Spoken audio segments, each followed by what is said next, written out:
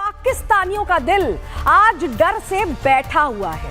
नए साल पर प्रधानमंत्री नरेंद्र मोदी ने पाकिस्तानियों के लिए ईयर एंडर धमाका किया है और इस धमाके की आवाज पूरे पाकिस्तान में गूंजने वाली है, क्योंकि सिंदूर 2.0 की सबसे पहली तस्वीर अब सामने आ चुकी है।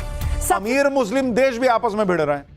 इस वक्त दो मुस्लिम देश सऊदी अरब और यूएई आपस में भिड़ गए और इनके बीच में पाकिस्तान पिस रहा है। सऊदी अरब और यूएई के बीच जंग जैसे हालात पर पाकिस्तान फंस गया, क्योंकि दोनों ही मुस्लिम देश हैं। पाकिस्तान इन दोनों से भीख मांगता है। अब मुनीर एंड गैंग के सामने दिक्कत यह है कि वो समर्थन किसका करेगा। सऊदी अरब का करेगा तो यूएई बुरा मान जाएगा, यूएई का करेगा तो सऊदी अरब नाराज हो जाएगा। यानी आप देखिए कि एक तरफ पुतिन भयंकर गुस्से में है, चीन ताइवान के बीच कभी भी कुछ भी हो सकता है, दो मुस्लिम देश आपस में भिड़ रहे हैं।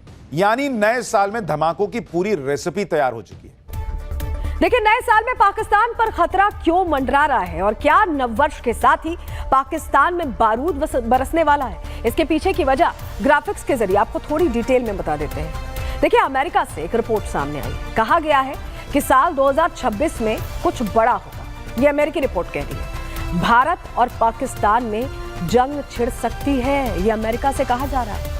मतलब सिंदूर 2.0 लॉन्च हो सकता है। जम्मू कश्मीर में 30 से ज्यादा आतंकियों का इनपुट मिला है और यही गलती अब पाकिस्तान को भारी पड़ सकती है। दोनों देशों के बीच फिलहाल सीज फायर जारी है और इस बीच भारत अपने हथियारों को धार दे रहा है। अभी हमने आपको तस्वीर भी दिखाई। हथियारों के जखीरे को और मजबूत कर रहा है भारत और रक्षा मंत्रालय ने बड़ी सैन्य डील की भी मंजूरी दे दी है। तीनों सेनाओं को 79,000 करोड़ के हथियार मिलेंगे। ये हथियार होंगे मिसाइल, रॉकेट और ड्रोन्स। मतलब इस बार पाकिस्तान से आखिरी जंग होगी जिसकी तैयारी, प्रिपरेशन इसी साल कर ली गई है और 2026 में डिसाइडिंग अटैक हो सकता है, इसका अंदेशा अमेरिका के रणनीतिकार थिंक टैंक्स जाहिर कर रहे हैं। और इस बार होने वाली जंग सबसे भीषण होगी, जिसके बाद पाकिस्तान के कितने टुकड़े होंगे ये पूरी दुनिया देखेगी और हमारे देश की वीर जो सेना है वो पाकिस्तान के टुकड़े करने को कैसे तैयार है। आप इस तस्वीर मुल्ला मुनीर की तैयारी क्या है, आप ये तस्वीर देखिए, जहां मुल्ला मुनीर ने सिंदूर 2.0 से पहले ही हार मान ली है और एक सेना प्रमुख होने के बावजूद खुद को बुलेट प्रूफ शीशे के पीछे वो छिप कर बैठे दिख रहे हैं। आप देखिए, आसिम मुनीर को देखिए, बुलेट प्रूफ शीशे के पीछे खड़े हैं। अपनी सेना के ताबूतों को गिनने की ये मुल्ला मुनीर की तैयारी है और उनके अंदर का डर कैसे खुलकर इस तस्वीर में सामने आ रहा है, आप देख रहे हैं। और अपनी इस घबराहट की सजा मुल्ला मुनीर ने अपनी बेटी को दी है। पूरी खबर आपको जल्दी से बताते हैं, ध्यान से समझिएगा। सिंदूर 2.0 के खौफ से मुनीर घबराहट में मौत के डर से मुनीर की जो बेटी है उनकी शादी कर दी है। मुनीर को डर है कि बेटी की शादी किए बिना ही मौत ना हो जाए और इसीलिए मरने से पहले मुनीर ने बेटी का निकाह करवा दिया। जल्दबाजी में मुनीर ने अपने भाई के बेटे से ही निकाह करवा दिया है। मुनीर ने अपनी तीसरी बेटी महनूर की उसके भाई से ही शादी करा दी। कासिम मुनीर के बेटे के साथ महनूर की शादी हो गई है। कासिम मुनीर मुल्ला मुनीर का रिश्ते में भाई है।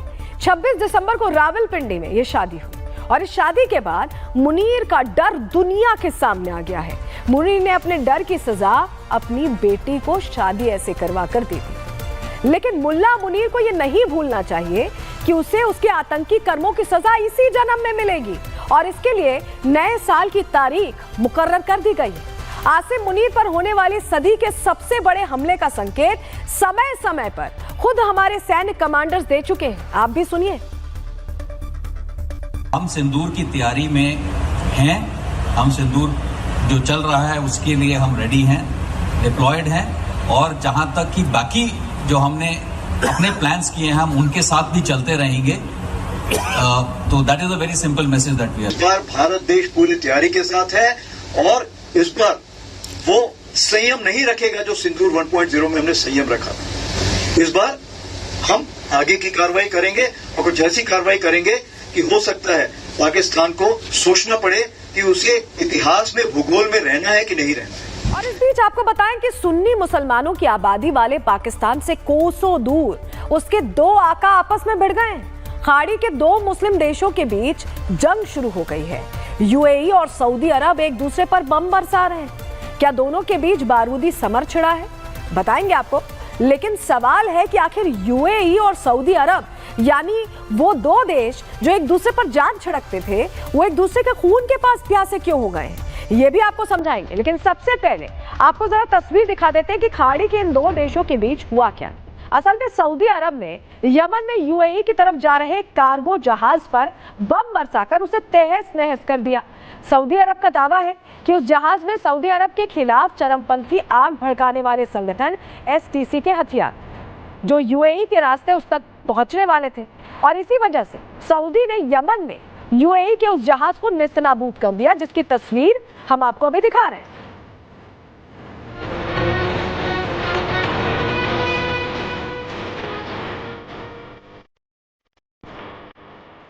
मतलब यमन की जमीन पर सऊदी अरब ने यूएई के जहाज पर जोरदार स्ट्राइक करके खाड़ी के देशों के बीच की दरार को और गहरा कर दिया है। यह हमला यमन के मलक्का पोर्ट पर हुआ, जिसके बाद यूएई का वो जहाज धू-धू कर जल उठा, से ऊंची ऊंची लपटें उठती दिखाई दी और इस हवाई हमले में एक साथ खड़ी कई गाड़ियां भी तबाह हो गई, जिसके बाद बंदरगाह पर मौजूद राहत कर्मी उन पर पानी की तेज धार मारकर आग बुझाते दिखाई दिए।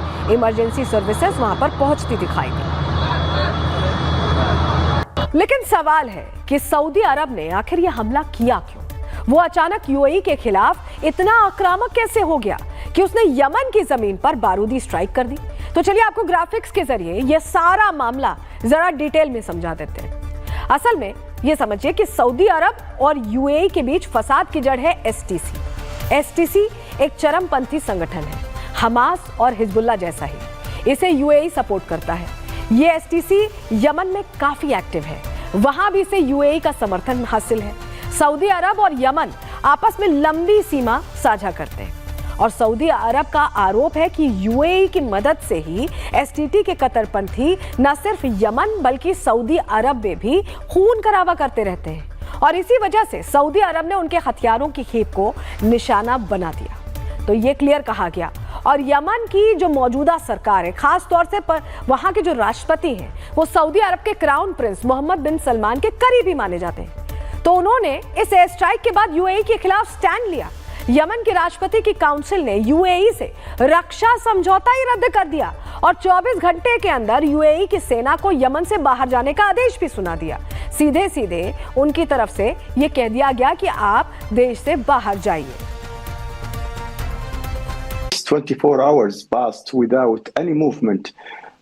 I can't foresee any peaceful solution to this, and I would expect the coalition to support the presidential council on this, and I don't know how, but it has to be within the next few days.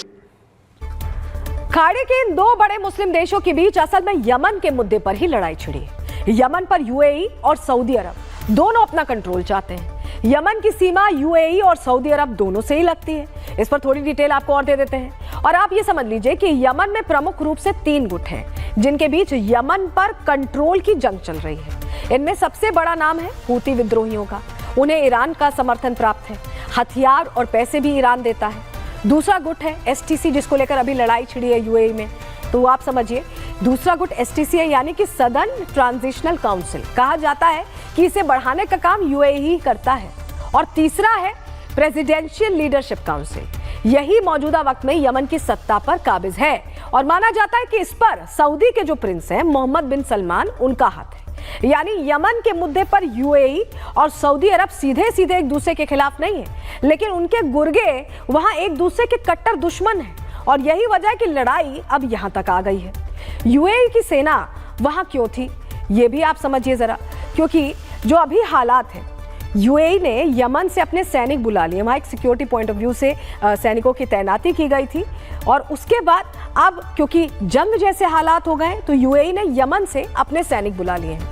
हालांकि Yemen की सत्ता में Saudi अरब के प्रभाव वाले गुट के होने की वजह से ही यूएई को अपने कदम जो है पीछे खींचने पड़े।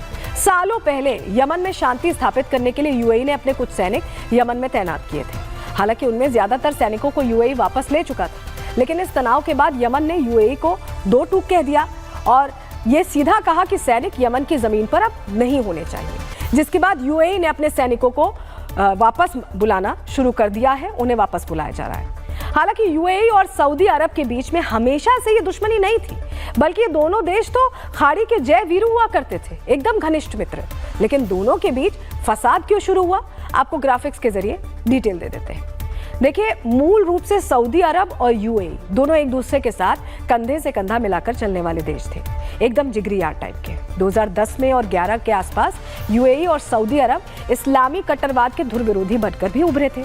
ईरान के खिलाफ दोनों ने एक सुर में आवाज उठाई थी और खाड़ी के देशों को लीड किया था।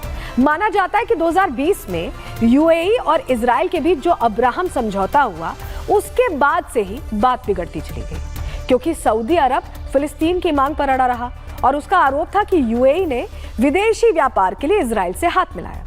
2024 में सीरिया में असद सरकार के तख्ता पलट के वक्त भी यूएई और सऊदी अरब अलग अलग खेमों में दिखाई दिए, और अब तो यमन में सऊदी अरब ने सीधे सीधे यूएई के जहाज को टारगेट करके खुली जंग का ऐलान